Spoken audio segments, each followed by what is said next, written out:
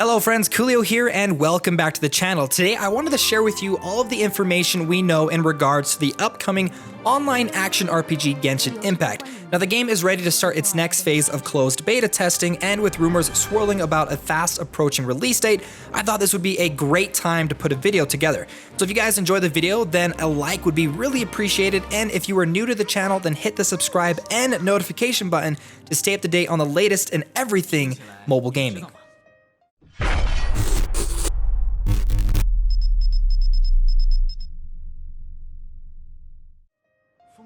But let's talk about what Genshin Impact really is. Now, according to the developers MiHoYo, who are the same developers behind the popular mobile ARPG Honkai Impact 3rd, have stated that Genshin Impact is an open-world action RPG. Everything begins in a fantasy land named Teyvat, where the Chosen Ones have been granted visions of the Archons and become able to wield the power of the 7 elements. You, a mysterious traveler, are about to embark on an epic adventure in this free world where amazing friends with various abilities will join you along the way. It will help you fight intimidating enemies, find your lost kin, and unravel all the mysteries of the world of Genshin Impact. Now, Genshin Impact has been confirmed to be an online multiplayer experience, however, it is not an MMORPG, so you will not be seeing a whole bunch of players running around your game world. The world in which you play is solely yours. Now, all of your decisions and customizations will only affect your world. Now, with that in mind, you can invite your online friends to join you in your respective world within co-op play and vice versa. So you can choose to participate in the multiplayer experience or play completely by yourself. Though your main character won't be taking on dangerous challenges alone, you can recruit a variety of different heroes to join you on your adventure. Now you can have a team of up to 4 characters with the option of switching out your main character for another if you so choose. As of right now, there have been a total of 9 characters revealed, with a planned 30 characters available to unlock through gameplay. Now the 9 characters are Jean, the Grandmaster of the Knights, Amber, the 3-time city champion glider, Lisa, a powerful witch librarian, Kaya, the trusted aide to the Grandmaster, Barbara, the most adored knight of Mondstadt, Diluc, the merciless protector of the city, Razor, the wild wolf boy of the forest, Venti, a mysterious bard, and finally Klee, the lolly with a penchant for explosions. So once you have your chosen team of adventurers, it is time to explore the world of Teyvat. Now, during the last closed beta test, we got to experience the city and region of Mondstadt, and recently the developers unveiled information about a new area known as Liyue Harbor. Now, according to a developer Q&A, there are a total of 7 major cities and regions to explore, with more being released in future updates.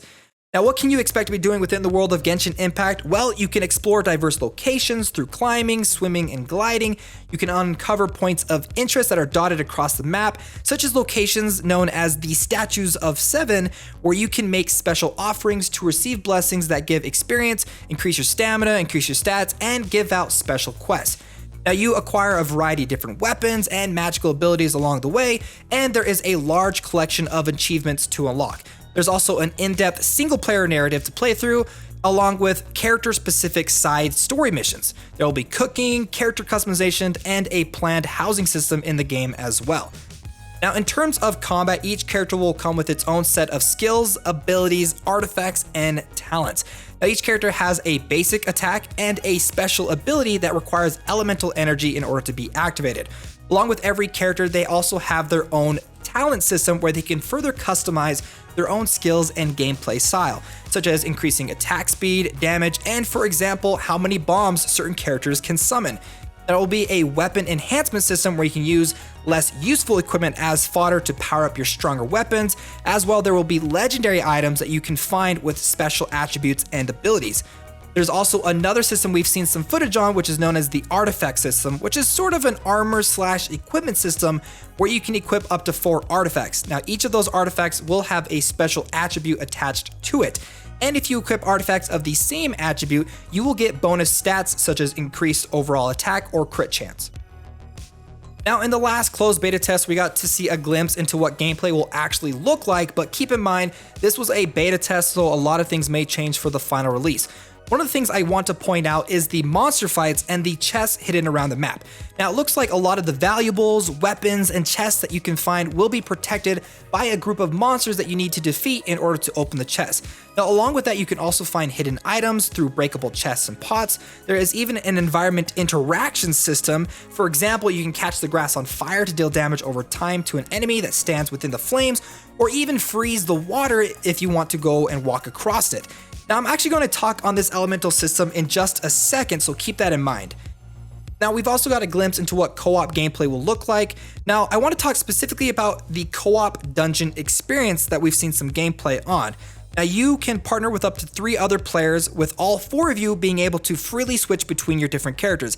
I'm not entirely sure how I feel about that. I feel like that kind of makes the whole getting together as a group kind of pointless. If everyone can kind of play whatever role, it would be kind of better. And let me know your guys' thoughts down below on this as well. If everyone had to pick a specific character to move into the dungeon with, so you kind of have to coordinate your efforts on who's going to bring what character. Now, also, I want to finally talk about that element and environment interaction system here, because there's actually friendly fire with respect to things such as actual fire.